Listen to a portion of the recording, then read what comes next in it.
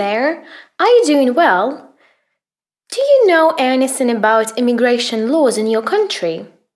Neither did I. Our friends from Norway applied for British citizenship and explained to me what kind of process it is. One of the requirements is to take a Life in the UK test that has a lot of questions on the history and political system of the country. It seems unfair, as I'm pretty sure many British people wouldn't be able to answer even half of those questions correctly.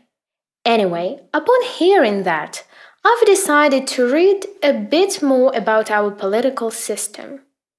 I guess we all know that the UK is a constitutional monarchy, since the monarch, currently Queen Elizabeth II, is the head of the state. In fact, the Queen's power in the country is rather ceremonial, which means her opinion doesn't really count.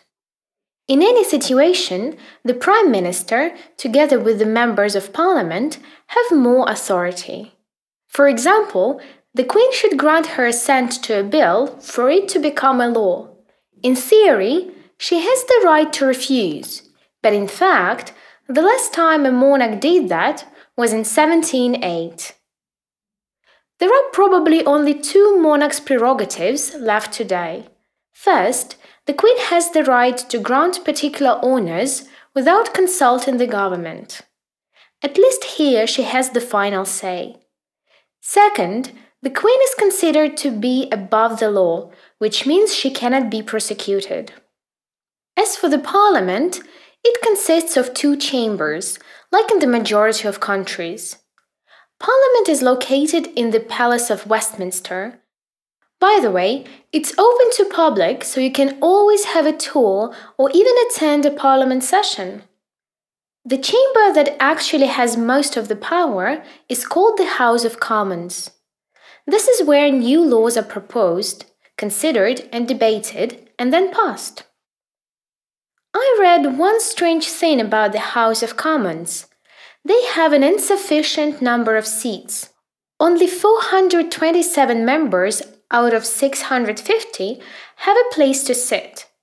It means that at most times a lot of them never turn up. There is another interesting peculiarity about the House of Commons, namely the way voting is held. They still have two corridors that stand for yes and no. Each member is supposed to walk through the corresponding corridor, which makes the voting process very time-consuming. The other chamber is the House of Lords. Apparently, it has no analogy anywhere else in the world. They revise the current legislation as well as scrutinize the work of the House of Commons. However, they can never in fact block bills. Membership in the House of Lords used to be mostly hereditary. It means that many years ago, members of aristocracy got the right to sit in the House of Lords, and since then the right was passed from generation to generation. No wonder, some years ago, the decision was made to abolish this tradition, as a lot of people considered it undemocratic. There are still around 100 of hereditary members, but the rest are chosen by the Queen on the advice of the government. In general, if you look at political systems in other countries, almost everywhere there is a sharp distinction between three branches of government.